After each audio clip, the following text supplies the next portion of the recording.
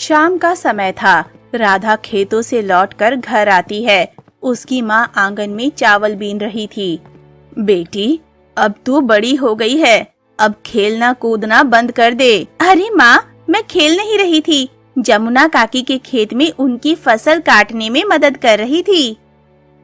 जमुना काकी को तो बस काम करवाना आता है, देने के नाम पर कुछ नहीं। तुझे इतनी हमदर्दी क्यों हो रही है? माँ, एक दूसरे की मदद करना हमारा कर्तव्य है। अच्छा, ये बताओ, बहुत भूख लगी है, तुमने खाने में क्या बनाया है? दाल चावल बने हैं। माँ, इस हफ्ते में 3 बार दाल चावल बना चुकी हो। लगता है मेरी पूरी जिंदगी दाल चावल खाते ही कट जाएगी। बेवकूफ, इस हफ्ते में 3 बार आलू की सब्जी और 1 बार साग भी बना था। लेकिन माँ, जो सब्जी बनी थी वो तो पिताजी के मालिक ने दी थी, हमारा खुद का क्या? राधा बेमन से दाल चावल खाने लगती है। माँ, सच में दाल चावल से ऊब चुकी हूँ। जब ससुराल जाएगी तब अपने पति से अच्छे अच्छे पकवान की फरमाइश करना। राधा चुप हो जाती है और थोड़ी देर बाद सो जाती है। राधा का पिता घर लौटता है। उसकी माँ उसके लिए पानी लाती है। हमारी राधा जवान हो गई है, अब हमें उसके लिए एक अच्छा लड़का देखना चाहिए। तुम जानती हो राधा कि हमारे हालात कैसे हैं। मैं चौधरी के खेतों में मजदूरी करता हूँ और तुम दूसरों के घर में जूठे बर्तन मांजती हो। इस घर का गुजारा मुश्किल से चलता है। तो क्या हमारी बेटी कंवारी ही बैठी रहेगी? गरीबों के पास बस प्रार्थना ही होती है राधा। मैं तो रोज भगवान से प्रार्थना करता हूँ कि कोई अच्छा वर मिले जो बिना दहेज के हमारी बेटी को अपना ले। राधा की माँ चुप हो जाती है और आंखों में आंसू लिए सो जाती है। राधा का पिता चौधरी के खेत में काम कर रहा होता है। चौधरी वहाँ आता है। सुना है तुम अपनी बेटी के लिए वर खोज रहे हो। जी चौधरी साहब, पर हमारे हालात तो आप जानते ही हैं। वो शहर में मेरा एक मित्र कैलाश है, उसका छोटा बेटा रवि गरीब घर की बहू चाहता है। जब उसने मुझसे पूछा तो सबसे पहले तुम्हारी बेटी का ही ख्याल आया मुझे। चौधरी साहब, सच कह रहे हैं? कल ही मैंने अपनी पत्नी से कहा था कि भगवान हमारी मदद करेंगे। लगता है भगवान ने मेरी सुन ली। तो फिर तैयार रहो, कैलाश और उसका परिवार गांव में ही है। मैं आज ही उन्हें तुम्हारे घर लेकर आता हूँ। राधा के पिता की आंखों में आंसू आ जाते हैं। वो हाथ जोड़कर चौधरी को धन्यवाद देता है और तुरंत वहाँ से चला जाता है। राधा की माँ रसोई में काम कर रही थी। तभी दरवाजे की आवाज होती है और राधा के पिता अंदर आते हैं। चेहरे पर खुशी झलक रही थी। अरे, आप तो चौधरी साहब के यहाँ काम पर गए थे, इतनी जल्दी लौट आए? लगता है हमारी तकदीर बदलने वाली है राधा की माँ। चौधरी साहब ने बताया है कि उनके मित्र कैलाश शहर के बहुत बड़े आदमी हैं। वो अपने छोटे बेटे रवि के लिए एक गरीब सुंदर लड़की की तलाश कर रहे हैं। चौधरी साहब ने हमारी राधा के बारे में भी बता दिया है और कुछ ही देर में वो लोग यहाँ आने वाले भी हैं। सच कहते हो? हमारी बेटी राज करेगी। तभी दरवाजे पर दस्तक होती है। चौधरी साहब, कैलाश, उनकी पत्नी कौशल्या और बेटा रवि अंदर आते हैं। कैलाश देखने में बहुत रईस लग रहे थे। राधा के पिता उन्हें प्रणाम करते हैं। हमने सुना है कि आपकी बेटी बहुत संस्कारी और सुंदर है, क्या हम उसे देख सकते हैं? राधा, जो कि अनजान थी कि उसके लिए रिश्ता आया है, कमरे में आ जाती है। कौशल्या उसे देखते ही खुश हो जाती हैं। हमें तुम्हारी बेटी बहुत पसंद है, हम इसे ससम्मान अपने घर की बहू बनाएंगे। अगर आपको कोई ऐतराज ना हो तो हम इसे आज ही अपने घर ले जाना चाहेंगे। राधा के माता पिता खुशी से सहमति दे देते हैं। ये तो बहुत अच्छी बात है, आज ही शादी मंदिर में करा देते हैं। कुछ ही देर में मंदिर में विवाह संपन्न हो जाता है और राधा अपने नए परिवार के साथ शहर चली जाती है। राधा लग्जरी कार से अपने ससुराल पहुंचती है। आलीशान कोठी देखकर वो आश्चर्यचकित रह जाती है। रात में सुहाग रात के कमरे में रवि आता है। राधा, तुम शादी से खुश तो है ना? मुझे अभी तक विश्वास नहीं हो रहा कि मेरा विवाह इतने बड़े घर में हुआ है। अगले दिन राधा सुबह उठती है और देखती है कि रवि कमरे में नहीं है। तभी बाहर से चिल्लाने की आवाजें आती हैं। वो दबे पांव बाहर जाती है और देखती है कि रवि सिर झुकाए खड़ा था और कैलाश व कौशल्या के साथ उसके दो बड़े भाई रमन और रतन खड़े हैं। रमन और रतन किसी बात पर रवि को डांट रहे थे। आओ राधा, तुम्हें परिवार के बारे में बताती हूँ। ये तुम्हारे जेठ हैं, बड़े रमन और छोटे रतन। आओ रसोई घर में चलो। राधा चुपचाप कौशल्या के साथ रसोई घर में चली जाती है। वहाँ दो सुंदर स्त्रियां चाय बना रही होती हैं। ये तुम्हारी जेठानियां हैं, अर्चना रमन की पत्नी और दीप्ति रतन की पत्नी। ये दोनों बहुत बड़े घरों से आई हैं। अब तक इन्होंने बहुत काम कर लिया, अब से घर का सारा काम तुम करोगी। अर्चना और दीप्ति मुस्कुराते हुए वहाँ से चली जाती हैं। राधा हैरानी से कौशल्या को देखती है। तुम्हें खाने में क्या क्या बनाना आता है? माँ जी, मुझे सब कुछ बनाना आता है। बहुत बढ़िया, सुबह का नाश्ता बना दो और दोपहर के खाने में आलू मटर पनीर करेले की सब्जी, थोड़ा चिकन और दाल चावल भी बना लेना। राधा खुशी खुशी खाना बनाती है, लेकिन दोपहर में उसे खाने के लिए सिर्फ दाल चावल मिलता है। वो चुपचाप खा लेती है, लेकिन उसे अजीब लगता है। रात में भी यही दोहराया जाता है।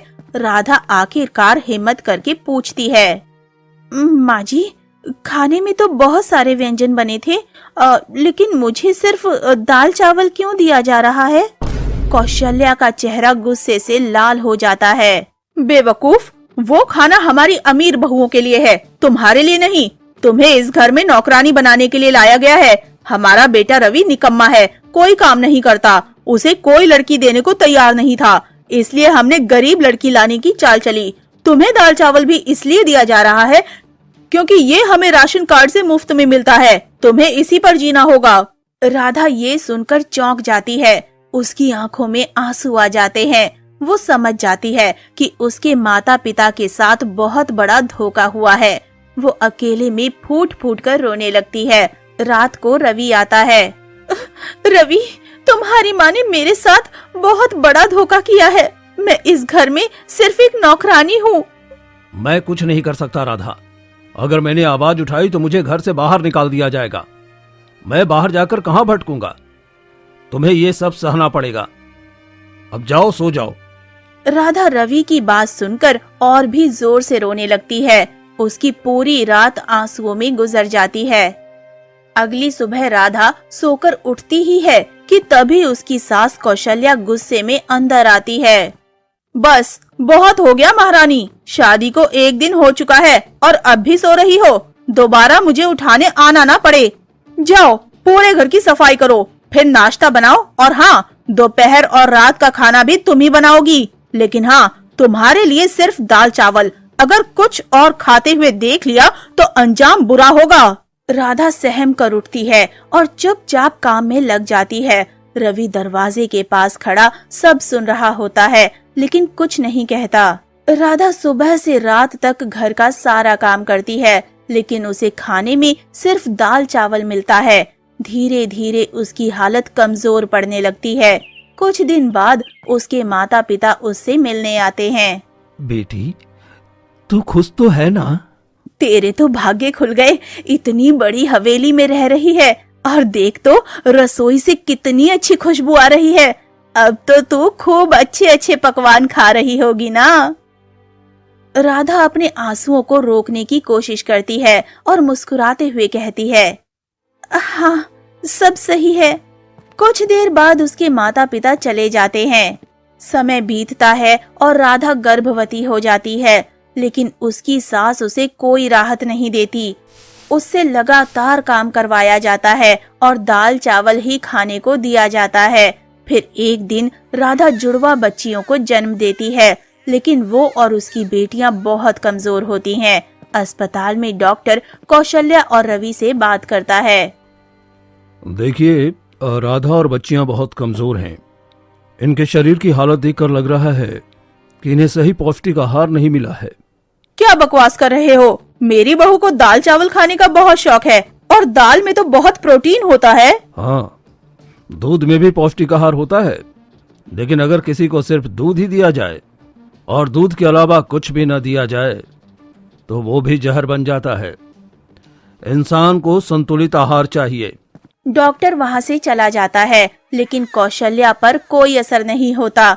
वो राधा को उसी हालत में घर ले आती है। समय गुजरता है। जब राधा की बच्चियां 3 साल की हो जाती हैं, तो कौशल्या उन्हें भी दाल चावल ही खिलाने को कहती है। राधा विरोध करते हुए कहती है, मैं अपनी बच्चियों को रोज रोज दाल चावल नहीं खिलाऊंगी। अभी इनकी उम्र ही क्या है? गरीब की बेटियां बिना कुछ खाए पिए ही जवान हो जाती हैं। जैसे तू दाल चावल खा के जी रही है, वैसे ही ये भी जिएंगी। तो फिर अर्चना दीदी और दीप्ति दीदी के बच्चों को महंगी महंगी चॉकलेट क्यों खिलाती हैं? उन्हें भी दाल चावल क्यों नहीं देती? क्योंकि उनके पति इस घर को चलाते हैं और तेरा पति निठल्ला है। तो फिर उसे भी सिर्फ दाल चावल क्यों नहीं देती? उसे तो हर रोज पकवान खाने को मिलते हैं। क्योंकि वो मेरा खून है, तू नहीं। राधा बेबस होकर रोने लगती है। एक दिन उसकी दोनों बेटियां पेट दर्द से तड़पने लगती हैं और बेहोश हो जाती हैं। राधा घबरा जाती है और कौशल्या से उन्हें अस्पताल ले चलने को कहती है। पागल हो गई है क्या? पता भी है कि अस्पताल में कितना खर्चा होता है? अरे यूं ही चक्कर आ गए होंगे और जुड़वा बच्चों में तो ऐसा होता ही है। एक को नोचो तो दूसरे को भी दर्द होता है। कमरे में लिटा दे, सही हो जाएंगी। राधा खुद से बच्चियों को गोद में उठाकर अस्पताल भागती है। डॉक्टर बच्चियों का चेकअप करता है और सदमे में आ जाता है। माफ कीजिएगा, आपकी दोनों बच्चियां अब इस दुनिया में नहीं रहीं। इन्हें लंबे समय से सही आहार नहीं मिला। राधा फूट फूट कर रोने लगती है और सारी घटना बताते हुए डॉक्टर से कहती है, तुम्हें बहुत पहले आवाज उठानी चाहिए थी, लेकिन अब बहुत देर हो चुकी है। राधा, तुम अपने ही पति को जेल भिजवाओगी? मैं अपने माता पिता पर बोझ नहीं बनना चाहती थी, इसलिए चुप रही, लेकिन मेरी चुप्पी ने मेरी बच्चियों की जान ले ली। राधा गुस्से और दुख से कांपने लगती है और तुरंत पुलिस स्टेशन चली जाती है। पुलिस कौशल्या और उसके परिवार को गिरफ्तार करने आ जाती है। महिला पुलिस अधिकारी कौशल्या पर गुस्से में चिल्लाती है, शर्म आती है मुझे तुम्हें औरत कहते हुए। तुम औरत के नाम पर कलंक हो। गिरफ्तार कर लीजिए इन सबको। इन्होंने मेरी मासूम बेटियों की जान ले ली। पहले पति बनने लायक इंसान बनो, फिर बात करना। अगर मैंने पहले ही हिम्मत की होती तो शायद आज मेरी गोद सूनी ना होती। माफ कर दे राधा, अपनी शिकायत वापस ले ले। मेरी बच्चियां लौटा दो, मैं तुम्हें माफ कर दूंगी। इस घर के हर सदस्य ने मेरी मजबूरी का फायदा उठाया है, मगर तुम सब एक बात नहीं जानते कि एक औरत की मजबूरी उसकी कमजोरी नहीं होती। जब वो उठती है तो अन्याय की जड़ें हिला देती है। पुलिस कौशल्या और पूरे परिवार को गिरफ्तार कर लेती है। अदालत उन्हें उम्र कैद की सजा सुनाती है। राधा अपने माता पिता के घर लौट आती है। राधा के ससुराल वालों को उनके किए की सजा मिल जाती है। दोस्तों आ ही गए हो तो चैनल को सब्सक्राइब कर देना और वीडियो अच्छी लगे तो लाइक और शेयर भी कर देना और बेल आइकन जरूर दबा देना ताकि आपको नए वीडियोस की नोटिफिकेशंस मिलती रहे।